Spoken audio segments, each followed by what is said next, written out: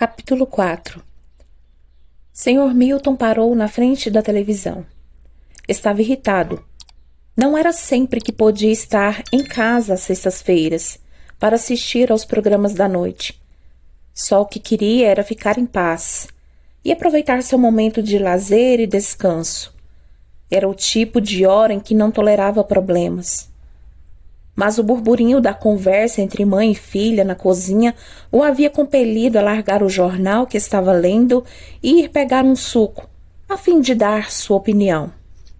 Mais uma vez, sobre aquele assunto. Sua filha estava começando a exagerar com aquelas paranoias. Na opinião dele, quanto mais atenção dessem àquilo, mais a menina inventaria perseguições e ameaças. Era até melhor ouvirem mesmo o Dr. Schiller. Quando o médico afirmasse que não havia nada de errado, tanto filha quanto mãe seriam obrigadas a parar com aquele drama. Bufando, ele se sentou novamente em sua poltrona favorita e pegou o jornal. Ainda não era hora do noticiário da CBS, Douglas Edwards with the News, então Sr. Milton lia primeiro o jornal. Depois assistiu o noticiário e em seguida a Hell White, com Eric Fleming e Clint Eastwood, e por fim a 77 Sunset Strip. O programa 77 Sunset Strip era do tipo que ele não perdia. Os ex-agentes do governo, interpretados por Ephraim Zimbalist Jr. e Roger Smith, eram incríveis e o tema agradava muito a Milton John. Sem contar que Ed Barnes era bastante engraçado em seu personagem Cookie, impagável. Sr. Milton costumava assistir o show com a filha, quase sempre, e davam boas risadas. Agora, lançado o famoso single de Ed Barnes com Connie Stevens, Cookie, Cookie, lend me your gump. Cookie, Cookie, me empreste seu pente.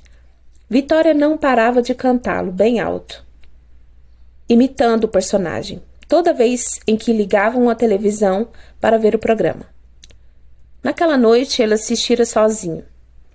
Apesar de Elizabeth estar sempre presente, permanecia mais entretida com seus bordados e tricôs do que com a série. Milton John baixou os olhos para a notícia que lia no jornal.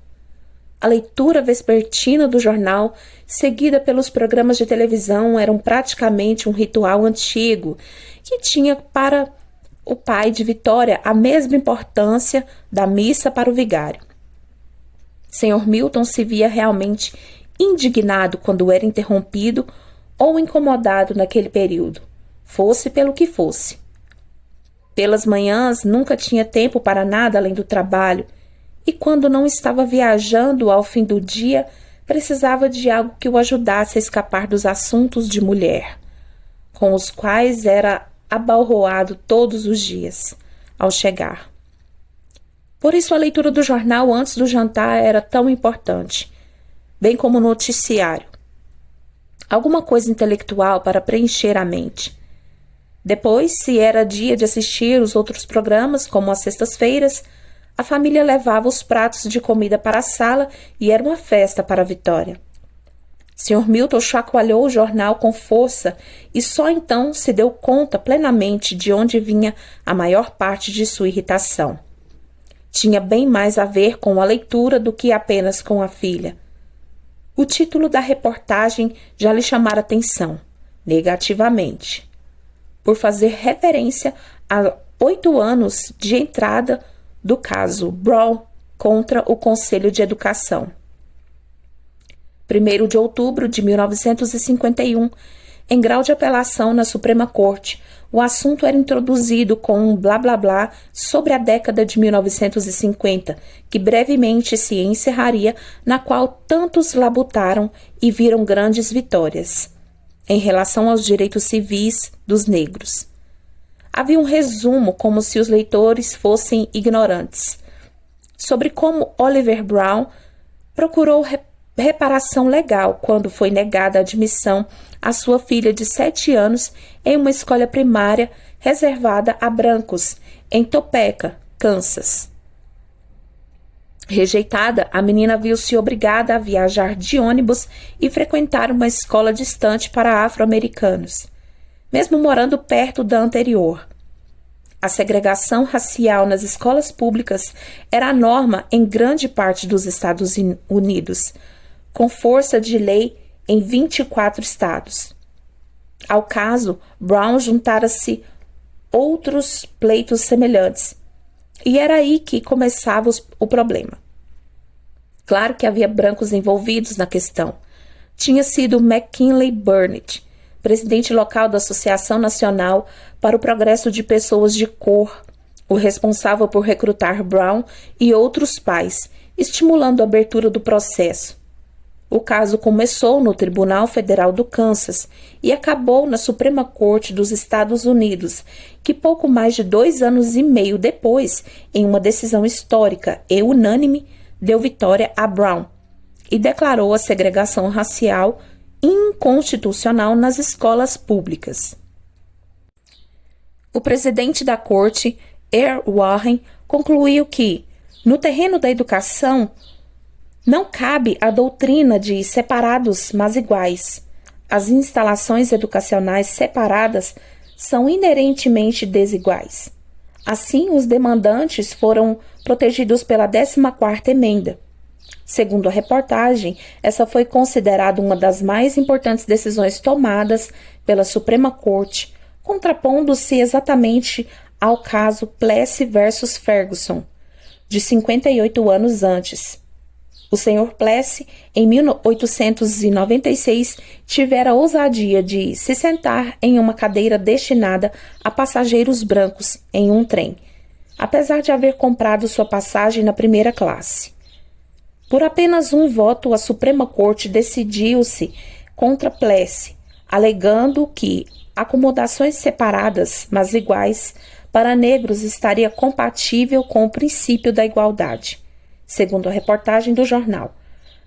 Para a maior irritação do Sr. Milton, concluía-se que essa tinha sido uma das piores ações da Suprema Corte.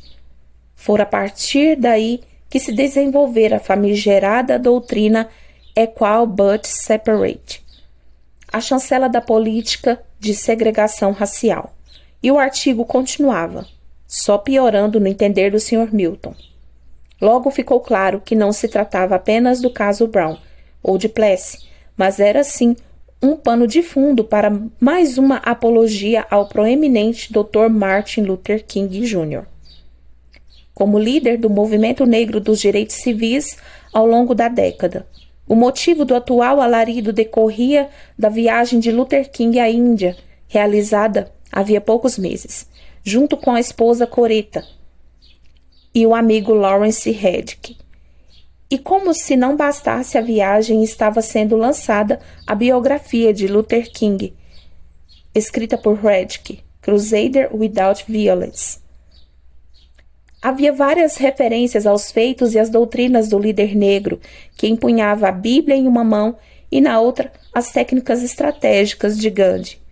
A resistência não violenta exige amor, mas não é um amor sentimental.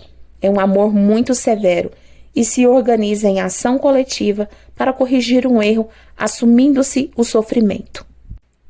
Na viagem, durante seus muitos discursos, o Dr. King fora enfático ao dizer que o princípio da não violência havia sido demonstrado primeiro, não por ele, mas naquele continente, na Índia, pelo próprio Gandhi. Talvez tanta ênfase pelo apelo emocional se devesse ao fato de que muitos indianos já não acreditavam na existência de alguém que pudesse equiparar-se a Mahatma. Mas Luther King era o novo Mahatma. E pelo fato de os indianos serem muito aprazíveis, os Black Spiritual, houve chance de Coretta cantá-los enquanto o marido palestrava. Maldição! O pai de Vitória refletiu em seu íntimo. Já estou cheio dessa conversa fiada sobre direitos civis, luta não violenta, cruzadas pela independência, dignidade humana e igualdade racial nos Estados Unidos. Parecia-lhe a mesma bandeira das feministas que sua filha tanto aparentava apreciar. Uma descarada inversão de valores que poderia custar bem caro à sociedade e aos bons costumes. King tivera a desfaçatez de declarar sua surpresa em relação à imprensa indiana, que os assistiu muito bem durante a viagem, e fez comparações com a imprensa norte-americana. Disse que, anos antes, a Índia dera cobertura mais clara e mais abrangente do que os Estados Unidos quanto ao boicote dos negros aos ônibus em Montgomery, Alabama. E acrescentou que ainda hoje, quase 3 anos depois do feliz encerramento da história, ocasionalmente encontra um cidadão norte-americano que lhe pergunte: Dr. King, como vai indo o boicote? Aparentemente sem ter noção do que ocorrera. Alguém precisa segurar esse homem. Sr. Milton balançava a perna cruzada sobre o joelho. A reportagem aproveitou o gancho do comentário de King sobre o boicote de Montgomery e passou a discorrer sobre alguns ícones que lutaram pelos direitos civis dos negros e a discriminação nos Estados Unidos durante a década de 1950. Claro, em um pulo, ali estava a irritante Rosa Parks. Sr. Milton lembrou-se da costureirazinha do Alabama que, em 1955, não cedeu seu lugar no ônibus a um homem branco. Foi presa e enquadrada. Ponto final? É claro que não. O reverendo Martin Luther King havia de deixar o fato passar em brancas nuvens? Claro que não. Um assento no ônibus transformou uma mulher negra em um símbolo internacional de luta contra a segregação, fazendo-a entrar para a história. Isso foi o estopim do boicote. Milton John desgostava mesmo do reverendo Martin Luther King Jr. Desde o primeiro instante, mas especialmente depois do maldito boicote ao uso dos ônibus. O protesto durou abomináveis 381 dias e terminou, de novo, com uma decisão histórica da Suprema Corte que tornou inconstitucionais todas as formas de segregação nos ônibus. Ah, que dia aquele! Falou o Sr. Milton exalando o ar. Ainda me recordo. E agora o Dr. King ainda tem a cara de pau de mencionar a boa cobertura de imprensa indiana. Que importava Rosa Parks que andasse todos eles a pé pela eternidade? Luther King tornara-se há tempos uma pedra no sapato de todo o Sul. Pelo menos já deve ter sido preso umas 20 vezes até agora. A verdade é que o Dr. King viajava o tempo todo e aparecia em todo e qualquer lugar onde houvesse injustiça, protesto e ação. Entre suas eternas aparições, ele escrevia livros e numerosos artigos. E vinham mais protestos, outros boicotes, as marchas pacifistas, essa luta absurda pela liberdade. Maya Angelou era outro ícone, ainda mais durante a última década. Ao assumir o pseudônimo e se consagrar como atriz, cantora e dançarina, ela havia sido a primeira motorista negra de ônibus em São Francisco e a primeira mulher negra roteirista e diretora em Hollywood, sem falar que já era próxima de Martin Luther King e Malcolm X, pronta para o movimento de direitos civis. E o Oscar de tal Hattie McDaniel, um assinte. A reportagem seguia mencionando muita gente, o que desconcertava e enfurecia o Sr. Milton John. O que querem, afinal? Não são mais escravos. Deveríamos acabar com metade deles só nas prisões. Pena que as autoridades competentes não conseguem exterminar de vez essas manifestações. Acho que bastões, chicotes, jatos de água e cachorros é muito pouco. Onde vão parar os Jim Crow Laws que promulgamos nos estados do Sul, institucionalizando a segregação racial? Daqui a pouco estarão incentivando a miscigenação. Ele estava adivinhando. A reportagem tendenciosa seguia falando do apoio de pessoas brancas à causa negra. Esses brancos traidores, simpatizantes de merda. Imagino que a tal Virginia Dore, que tanto apoiou a costureira, seja mais uma das mulheres que minha filha admira. Sr. Milton já estava com o rosto meio avermelhado. Então ele parou de repente. Aliás, já tinha ouvido mesmo a filha dizer algo do tipo sobre os civilizados do norte, que aceitavam o fim da segregação, e como os estados do sul resistiam, ela tinha vergonha de ser sulista. Como aceitar essas discriminações, ainda mais depois do legado da Segunda Guerra, depois dos genocídios? E era por isso que faria faculdade no norte. Faculdade? Pois que espere sentada. Vitória tem coragem de vir falar em genocídios quando a mãe é uma ariana pura. Por fim, reacendidos os tabus e discussões, a reportagem insuportável e partidária terminava com o mais recente conflito de porções épicas. O Little Rock Nine. De novo, não. Sim, mais uma vez vinha à baila o governador Faubus, que pairava nas folhas do jornal como o próprio demônio cuspindo farpas e perdigotos. Um símbolo nacional de segregação. Tudo em função do fechamento da Central High School em Little Rock, Arkansas. Havia fotos da Guarda Nacional do Estado, convocada por Faubus, para impedir a entrada de 9 estudantes negros na escola pública de exclusividade branca. Que exagero! Sr. Milton olhava as imagens dos soldados em bloqueios ao redor da escola e dos estudantes, além de fotos de Faubus com dizeres recortados de seu discurso. Não fui eleito governador do Arkansas para entregar todos os nossos direitos constitucionais como cidadãos a um governo federal autocrata e todo-poderoso. E é de minha responsabilidade defender o povo de Arkansas. O Supremo Tribunal cerra seus olhos para os fatos e determina integração a qualquer preço, mesmo que isso signifique a destruição do nosso sistema escolar e dos processos educacionais, além de ignorar o premente risco de desordem e violência que poderia resultar na perda de vidas. O povo não está disposto a pagar esse preço. Sr. Milton lembrava-se dos discursos de Faubus e até os pelos de seus braços se arrepiaram. Ele tinha sentido orgulho ao ouvir o governador falando. Ainda havia pessoas assim nos Estados Unidos da América, com fibra, com princípios e dispostos a manter a ordem natural das coisas. Lutara até o final, usando todos os recursos contra os disparates da Suprema Corte e do presidente. Porque sim, Eisenhower interviera em Little Rock.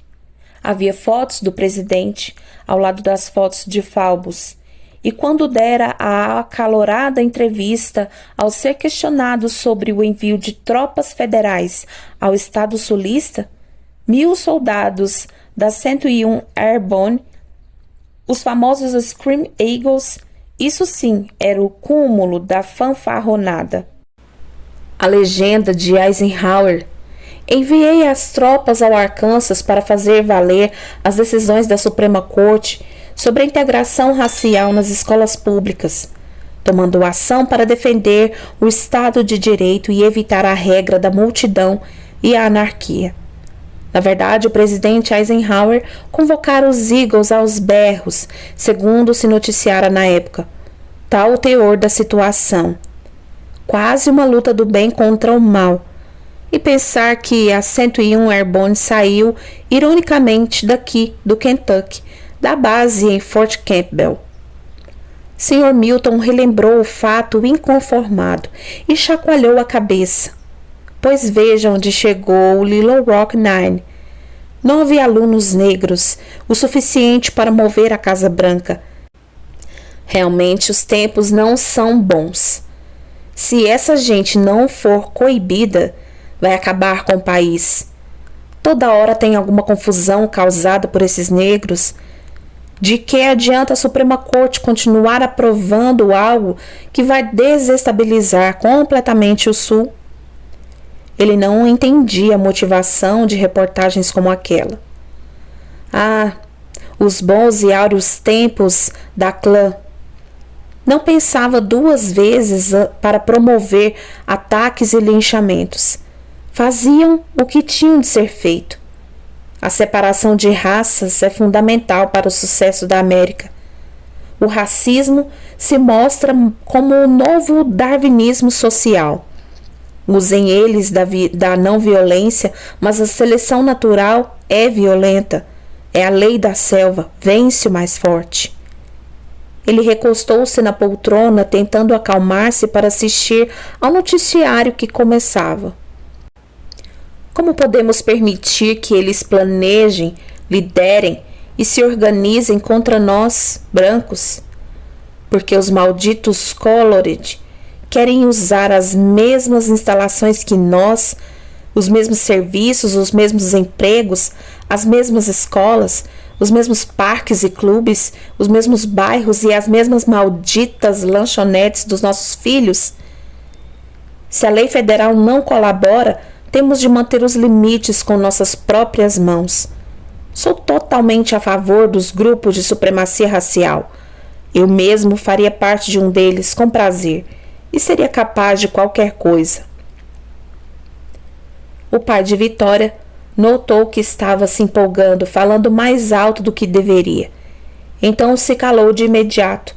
Não era inteligente mostrar aquele seu lado. Olhou na direção da escada, apurou os ouvidos. Mãe e filha continuavam no andar de cima. Era melhor, era bem melhor, na verdade, que elas sempre vissem apenas a faceta calma e controlada do artesão de sapatos. O pai dedicado, o marido amoroso, um trabalhador digno e bom pagador de seus impostos. O típico cidadão norte-americano. No quarto de Vitória, o som da televisão ligada no noticiário chegava bem claro. Não estou com cabeça para ir a festa alguma, declarou Vitória, ignorando o som alto. Tão logo, a mãe entrou no quarto e encontrou a filha jogada de bruços na cama, o semblante emburrado. Já que papai quer tanto um filho, por que não adota um e me manda para o internato? Não fale assim do seu pai, não me agrada. Seu pai adora você, Vicky. Ele acha que sou uma mentirosa. A voz de locutor de rádio de Doug Edwards estava irritando Vitória, que chacoalhou a cabeça com raiva do pai, acabava com raiva do programa dele. Filha, Elizabeth sentou-se na beirada da cama e passou o braço pelos ombros de Vitória. Ele só não está conseguindo entender. Para dizer a verdade, você sabe que eu também não. E nem mesmo você se entende, não é assim? Vitória sentiu levemente com a cabeça contrariada. Mas papai fala comigo de um jeito que me deixa brava.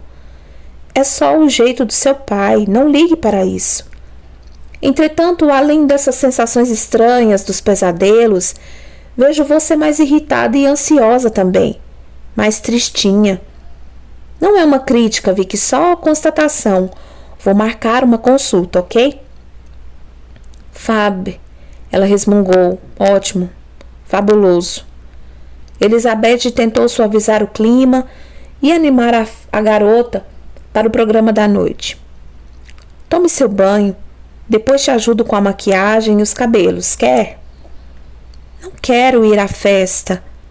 É claro que quer. Elizabeth disparou animadamente e levantou-se da cama.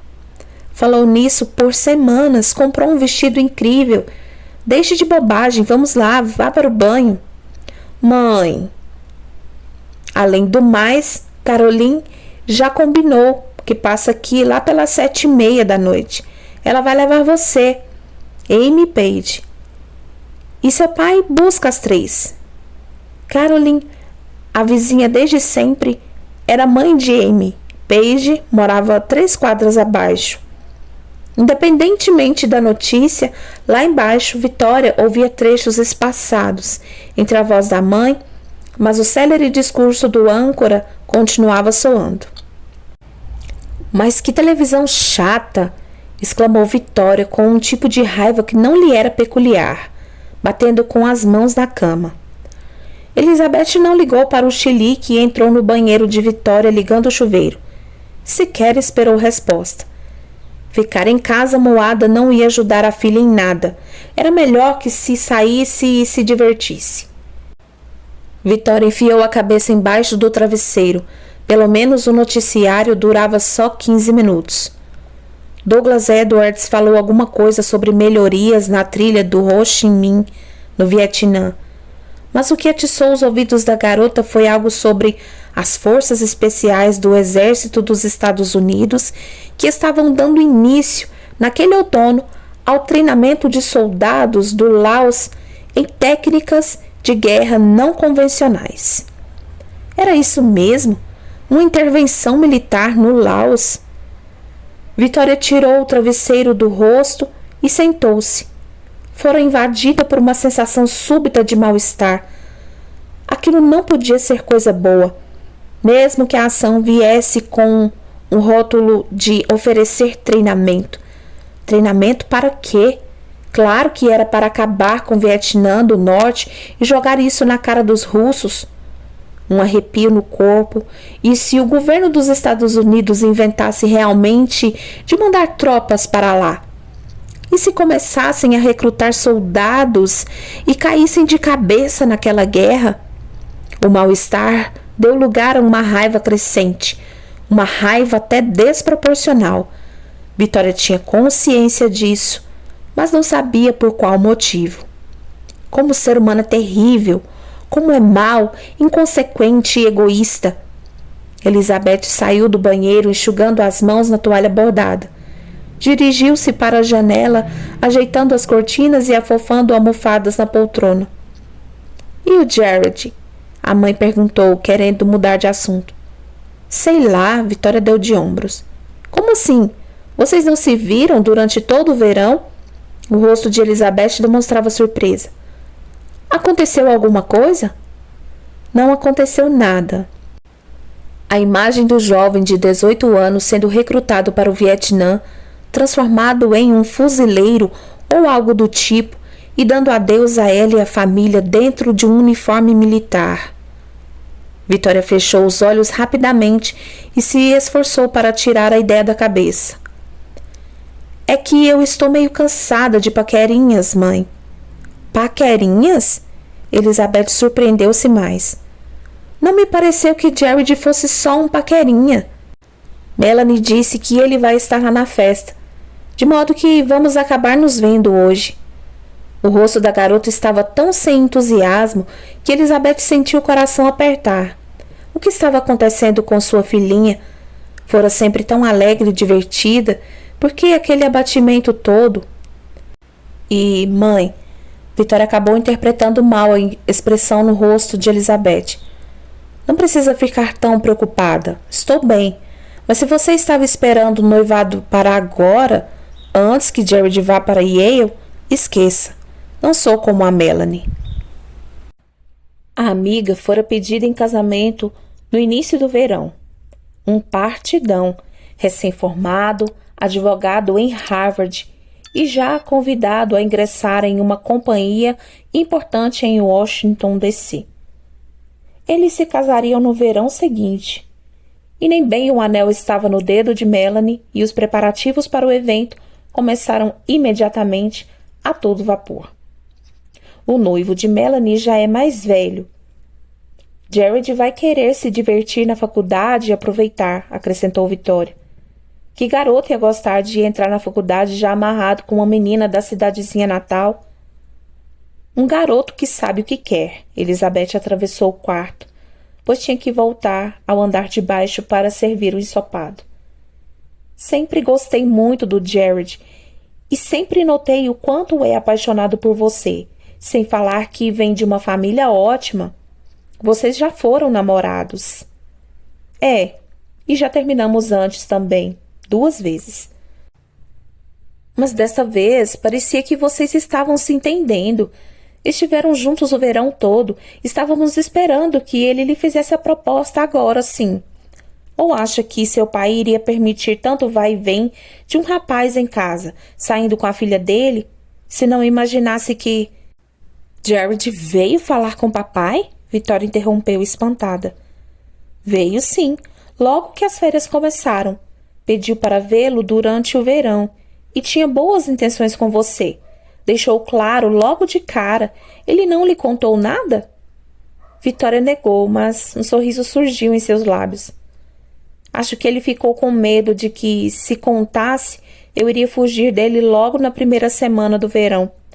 Acho que preferiu aproveitar o tempo antes. Para te conquistar com cuidado, isso não é bom?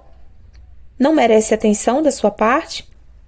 Não pensei que ele achava que estávamos namorando, tipo, sério. Vitória deu uma risada divertida. Jared, seu grande espertalhão. Está vendo? Pare de assustar os rapazes, minha filha. Mas, mãe, eu quero fazer uma faculdade, quero trabalhar. Elizabeth pôs a mão na cabeça. Sim, minha filha, mas não desperdice um bom partido por causa disso. Depois que se formar, Jared não voltará à Pérola do Sul. Ele vai ganhar o mundo. Sem um compromisso, quem vai ficar aqui presa é você. Claro que não. A senhora acha que eu só saio daqui se for casada? É isso?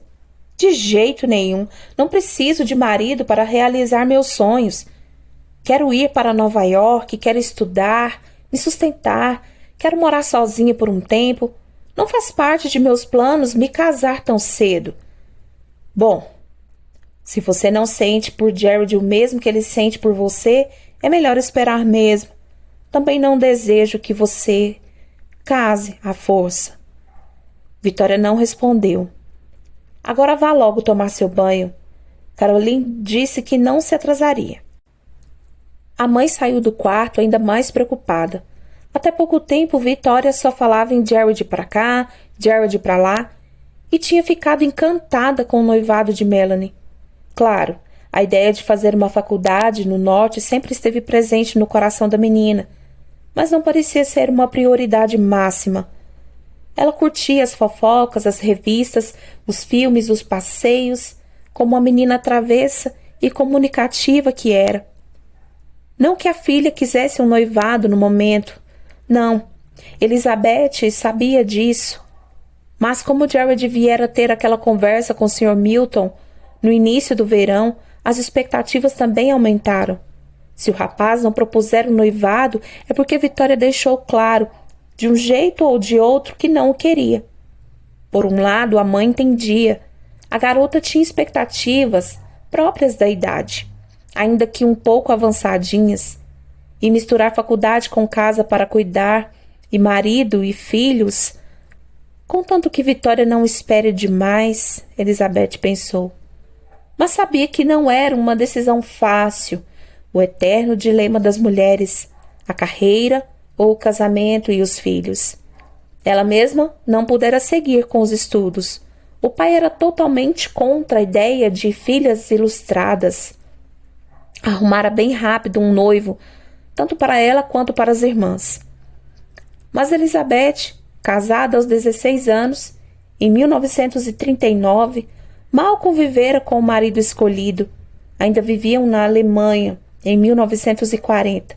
Ele era mandado para a guerra, bem como boa parte dos homens de sua família, da dela também. A jovem esposa enviuvara rapidamente. O marido havia comemorado a queda da França, mas perdera a vida na Batalha de Stalingrado, em dezembro de 1942. No ano seguinte, Elizabeth, uma das irmãs e a mãe delas tiveram a sorte de conseguir, naquelas alturas, simplesmente largar para trás o que tinham e cruzarem o oceano rumo aos Estados Unidos. Muita gente tinha saído da Alemanha. Contudo, estava cada vez mais difícil. Entretanto, como fossem de família nobre, puramente ariana, o pai de Elizabeth, um Oberführer da SS, cargo de alto escalão, ao antever o que provavelmente viria, embarcou a família. Embora ele mesmo não tenha deixado o solo alemão, apenas uma das irmãs de Elizabeth permanecera na Alemanha. Queria esperar pelo marido. Nunca mais tiveram notícias dela. Quanto ao pai de Elizabeth, o avô de Vitória, jamais conhecera. Morrera nos bombardeios em Berlim. Era por isso e por outras coisas que só uma mulher entende que Elizabeth desejava que sua filha pudesse ter a chance de escolher seu futuro. Já bastava chamar-se Vitória, nome da mãe de Elizabeth, e Anne, o segundo nome da mãe de Milton. Carregar o nome das duas avós era homenagem suficiente. Vitória Anne deveria poder viver sua vida de modo como as avós e mesmo a mãe jamais puderam. O debate estava lindo. O tema era Verão em Paris. Tudo cor-de-rosa e verde, Tiffany. Balões cor-de-rosa e verdes bem femininos, amontoados, flutuando em direção ao teto. Muitas flores, muitas velas cor-de-rosa, iluminação incrível e uma pista de dança quadriculada, preta e branca. Marina Aston mostrava-se como o lugar perfeito, pois dali também se tinha acesso à baía do lago Cumberland, através das enormes portas envidraçadas que davam para um jardim. Os pais da debutante queriam mesmo arrasar. A noite estava agradável. Só havia um vento fresco, de modo que a maioria das garotas abusava de vestidos com mangas curtas ou alças. E, óbvio, havia petit, pois, de todas as cores e estilos. Shelley, a debutante, estava em um modelo vermelho e branco, abaixo dos joelhos, ajustado na cintura por um cinto preto. Nos pés, sapatilhas, além de óculos vermelhos de gatinha. As melhores amigas dela usavam modelos parecidos, mas em cores diferentes. Shell não ligou, porque no meio da festa trocaria de vestido para dançar a valsa com seu pai. E aquele modelo era segredo até para as amigas. Quando Vitória entrou com Amy e Paige, ficaram um pouco perdidas na multidão. Por fim, Paige avistou Melanie, que estava perto de uma das portas do jardim, em uma roda, mostrando seu anel para quem não o vira, e também para quem já o vira. Mesmo de longe, Vitória podia ver os suspiros das garotas. Melanie é uma sortuda. Foi a primeira a ficar noiva, comentou Amy com uma pontinha de inveja. Quando as três aproximaram-se da roda e Melanie as viu, correu em sua direção. O romântico vestido azul celeste, super rodado, com uma camada de tule azul aparecendo por baixo da saia principal, esvoaçava em torno dela. Os cabelos pretos imitavam os penteados da senhora Ruth Ann Kelly. Melanie era muito linda, de um jeito especial e sem inveja das outras. Ela cumprimentou as amigas, elogiou as roupas de todas, mas foi Vitória quem levou um cutucão nas costelas. Classy Chases, falou Melanie com um gritinho, olhando Vitória de cima a baixo. Que corpão, hein? Que bom que veio, abraçou a amiga. Estava achando que você não viria. Vitória deu um sorriso. Não perderia por nada. Ela esforçou-se em parecer sincera. Amei seu vestido, Vicky. Que diferente. Não acham, meninas? Melanie indagou com franca surpresa e olhando para Amy e Paige sem deixar de incluir as outras que estavam antes com ela, na roda, e vinham chegando aos poucos. Ela está linda, elogiou Amy com sinceridade. Não parece a mesma garota de hoje à tarde, disse e piscou para a amiga. Vitória apenas abriu um belo sorriso de novo. Algumas das moças, aquelas que a conheciam menos, olhavam com inveja, não só para a beleza pouco comum da recém-chegada, mas para o vestido. Um modelo pouco mais curto que o das outras, mas reto, com linhas simples e cintura marcada, levemente um pouco abaixo da linha natural. Era divertido e sensual ao mesmo tempo, todo lilás, mas com detalhes levemente geométricos em cinza claro. O petit pois preto dava um tom gracioso sobre o lilás, mas em pequenos detalhes nas mangas, bem curtinhas, e em apenas uma lateral da saia. Em vez das sapatilhas e dos sapatos de saltinho baixo da maioria, vi que optou por uma bota branca de cano alto. Afinal, ainda estavam no sul, e uma linda bota era sempre uma linda bota.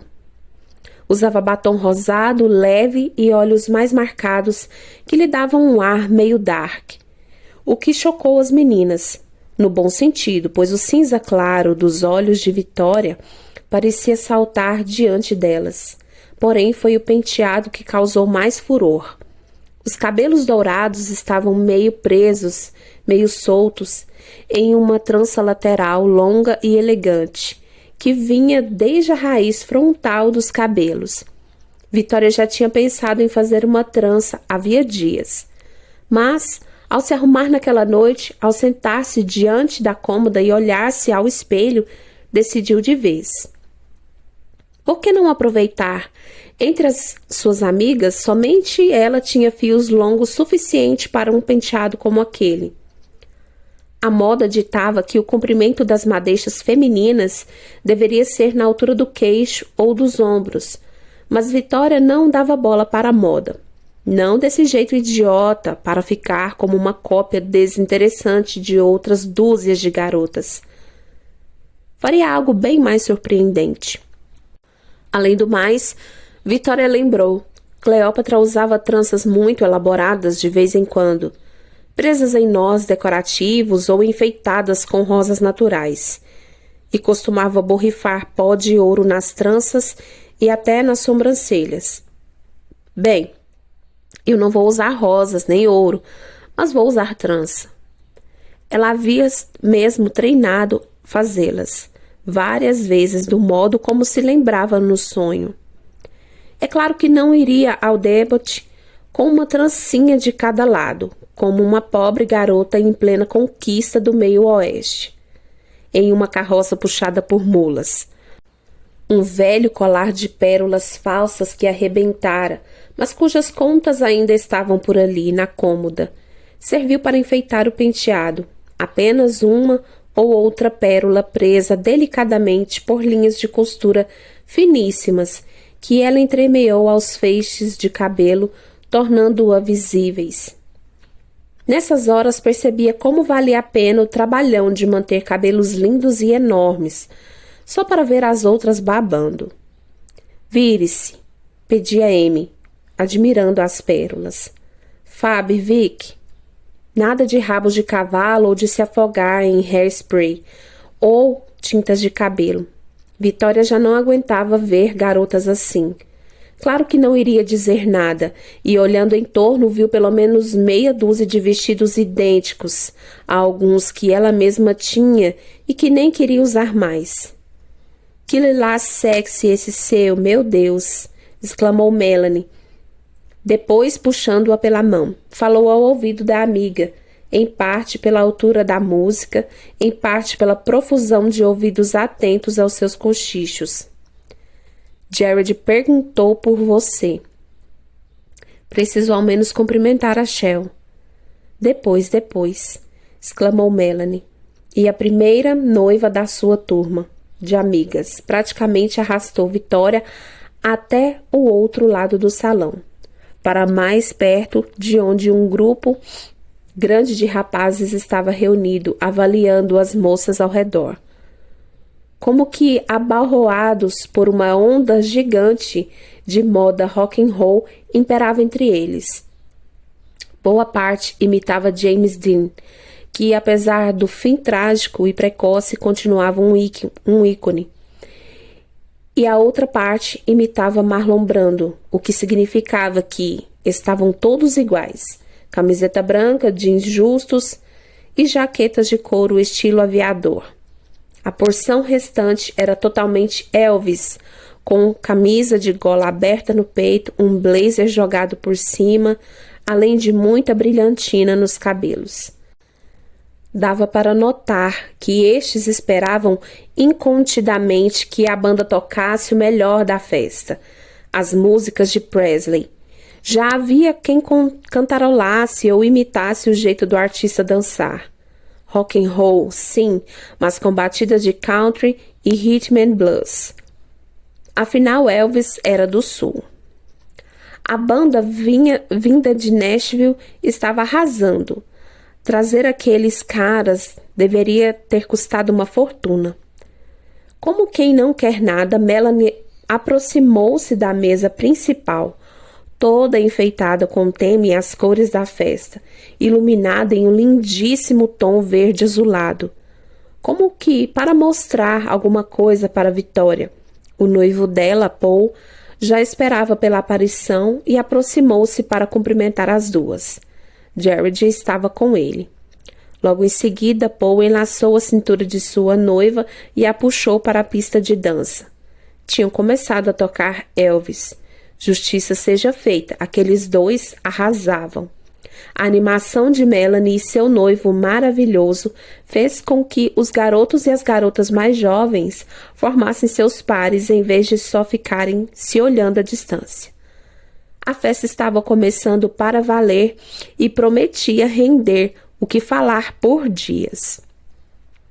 Jared estava bonito, com os cabelos escuros bem penteados para trás. Sua jaqueta marrom tinha um cheiro gostoso de couro misturado a perfume masculino, que Vitória aspirou fundo conforme o jovem chegou perto dela. Uau, muito linda, ele a elogiou, um sorriso no rosto, abaixando-se para dar um beijo em sua bochecha. Jared portou-se como quem aparentemente não notara a falta de entusiasmo da garota nas últimas semanas. Depois de todo um verão de beijinhos e amassos, Vitória sentiu-se grata por ele apenas estar ali, sorrindo, sem a intenção de interrogá-la sobre se estaria bem. E caso negativo, qual era o problema? Sem cobranças, sem falatórios, ele fez exatamente o que devia. Vamos dançar, disse animado, pegando a mão dela. Você dança tão bem quanto Melanie, e eu encaro o desafio. Vitória agora sorriu abertamente. Jared era earthbound, não tão confiável desde que ela se lembrava. Vitória conhecia. Ela o conhecia desde sempre. Depois de um tempo estava rindo e animada. Os dois rodaram, pularam, fizeram todos os passos e se abraçaram. Refrigerante e ponche sem álcool era servido o tempo todo com os acepipes, antepastos e comes da festa. Tudo uma delícia. Acho que transpirei litros, exclamou Vitória, abanando-se em uma pausa entre as músicas. Espero que meu cheiro ainda o agrade. Jared riu alto. A maioria das meninas não diria algo assim. Baby, você é Ginchest. Ele usou a gíria imortalizada por Cook e foi Vitória quem deu uma gargalhada. Adoro Cook. Era por isso que o rapaz gostava dela. Era espontânea, engraçada, se não estivesse de mau humor. Falava o que pensava, e pensava bastante com sua mente inteligente e ágil. Sempre falava em fazer jornalismo, trabalhar no The New York Times e escrever um romance nas horas vagas. Ser escritora era uma aspiração e tanto. Diferente do sonho americano da maioria das moças, que vivia em um mundo em que a maior aspiração feminina era ser bela e bem cuidada, casar-se cedo com um marido respeitado, ter vários filhos, ser uma boa mãe, cuidar do lar, enfim, o American Way of Life. Por um lado, Jared admirava aquela disposição em Vitória, mas era difícil conciliar os próprios sonhos com os dela. Não podia acorrentá-la e sabia que a garota também não iria abdicar de si por ele. De modo que o que houvera entre os dois, sem contar os namoricos infantis de antes, seria relembrado com carinho, como o verão das despedidas.